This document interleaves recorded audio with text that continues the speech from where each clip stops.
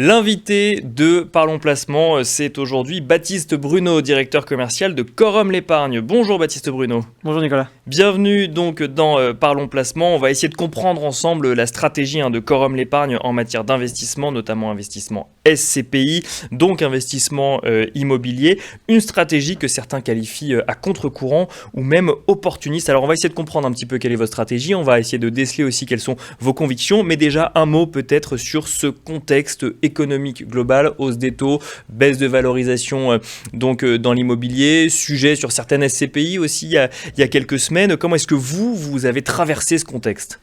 Alors, c'est pas terminé. Bien sûr. D'abord, ça fait quelques mois qu'on le vit. En interne, ça fait depuis déjà 2022 qu'on se pose la question parce que, évidemment, l'immobilier allait réagir. Il n'a pas réagi aussi vite que l'obligataire.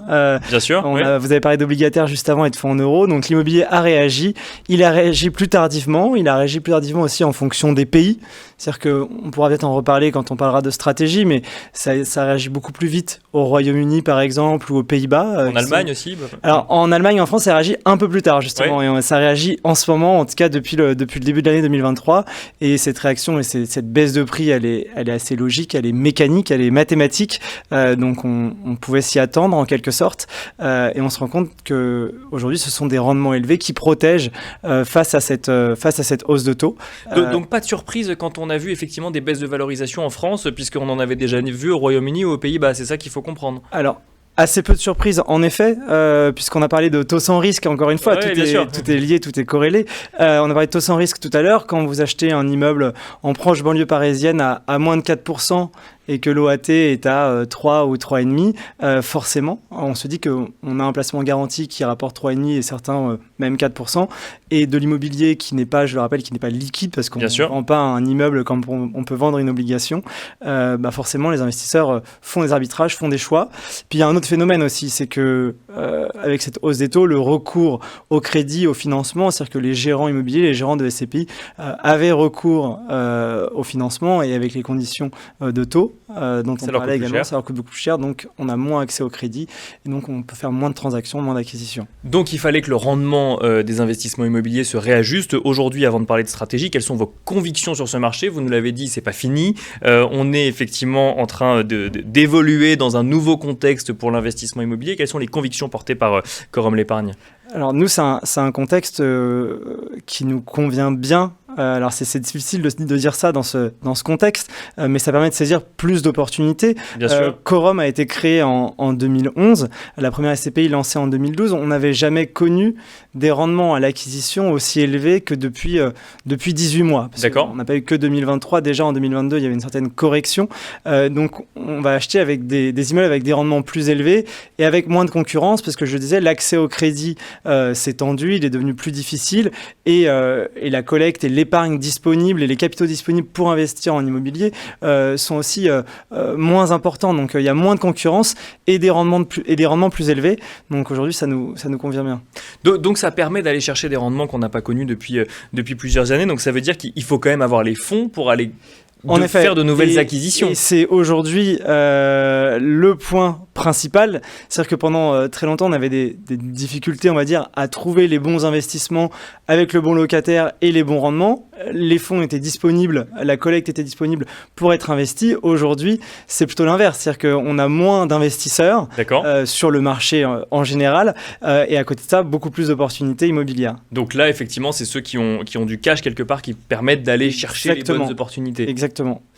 Une question, alors effectivement on a parlé de l'impact de la hausse des taux dans les différents pays, Royaume-Uni, Pays-Bas, Allemagne, France. On pourrait également en parler dans d'autres pays hors Union Européenne, mais hors Europe en tout cas.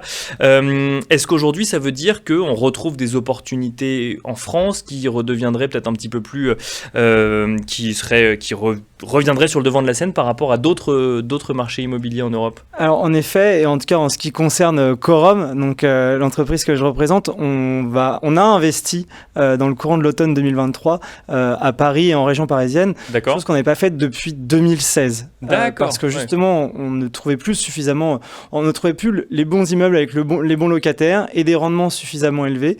Donc c'est aussi ce qui nous a poussé à investir partout en zone euro et en dehors de la zone euro pour trouver plus d'opportunités, des rendements élevés. Aujourd'hui, on retrouve des opportunités qu'on n'avait pas vues depuis au moins 6 ans, si ce n'est 7 ans, avec des rendements élevés qui n'existaient plus. Vous l'avez dit tout à l'heure, alors effectivement, quand on a du taux sans risque qui est aux alentours de 3,5-4% et qu'en même temps l'immobilier était aux alentours de 3,5-4%, il y a un problème de prime de risque. Aujourd'hui, quel est le rendement qu'on peut espérer quand on fait de l'investissement immobilier en SCPI, justement, qui aurait retrouvé de la prime de risque? Alors ça dépend évidemment de ce qu'on va réussir à acheter. On voit par exemple que certains immeubles de logistique se vendent aujourd'hui encore 4,5% en revanche, et on a pu investir dans le courant de l'été 2023 aux Pays-Bas avec un immeuble de bureau et un rendement à 2 chiffres, donc un rendement à plus de 10%, ce qu'on avait jamais connu. Mais il faut être capable d'être, et c'est là où je reprends le titre, d'être un peu à contre-courant.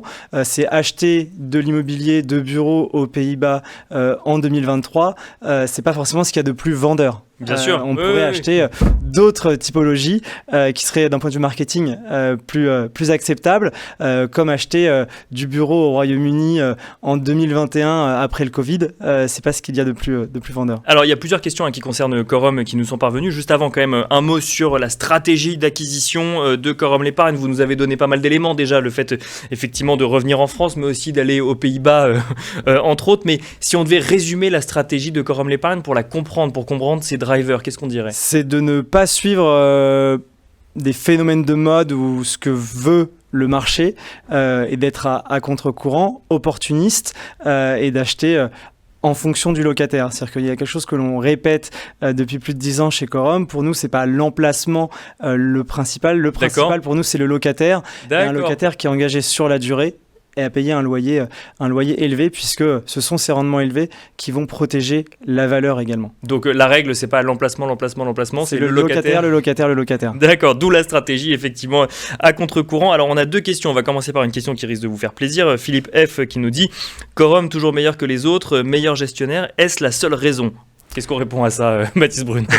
Alors, meilleur gestionnaire, je sais pas, disons qu'on sait aussi donner les moyens pour réussir et traverser certaines situations. Par exemple, en limitant, c'est quelque chose qui peut être très contre-intuitif, en limitant la collecte de certaines SCPI, notamment Quorum Origine, où on a limité très drastiquement son développement entre 2017 et cette année, parce que justement, il n'y avait pas assez d'opportunités pour tenir les objectifs de rendement et maintenir la qualité de cette SCPI. Donc, on a préféré se limiter. Et quand on est une société qui cherche à se développer, c'est assez contre-intuitif de dire non, en fait, on ne veut pas de votre épargne parce qu'on est capable de l'investir correctement. Quand il n'y a pas de bonnes affaires, on n'achète pas. Exactement. Exactement. Et même si ça veut dire ne rien acheter du tout. Exactement. Alors, on n'a jamais rien acheté du tout, mais en tout cas, on s'est limité.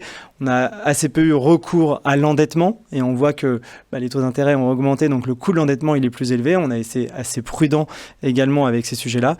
Et puis, on a été absent d'une distribution, en tout cas d'une collecte qui proviendrait d'institutionnels, qui aurait assuré des flux d'épargne très importants, mais qui pourraient nous mettre en difficulté dans certains cas.